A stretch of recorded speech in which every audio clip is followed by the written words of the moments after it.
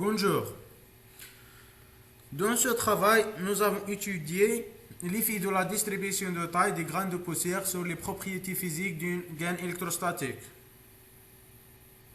Ce travail a été fait par BI et Tahraoui et Kadi au niveau du laboratoire électronique quantique de la faculté de physique, l'USTHP. Alors, nous avons établi un modèle théorique unidimensionnel et stationnaire basé sur les équations fluides et le problème de la présence des impuretés dans les gaines électrostatiques a été pris en compte. Donc, en utilisant les équations des différents constituants de la gaine électrostatique, comme vous pouvez voir, donc, nous avons les équations des ions, des électrons, des grains de poussière et l'équation de fermeture, qui est l'équation de Poisson. Après un calcul analytique, on peut obtenir les équations différentielles suivantes, qui sont des équations couplées et non linéaires.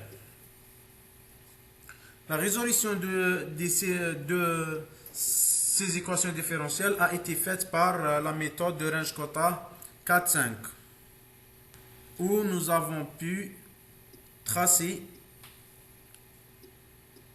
les courbes des propriétés de la gaine électrostatique en fonction des variables spatiales, en variant les limites extérieures et inférieures des rayons des grains de poussière.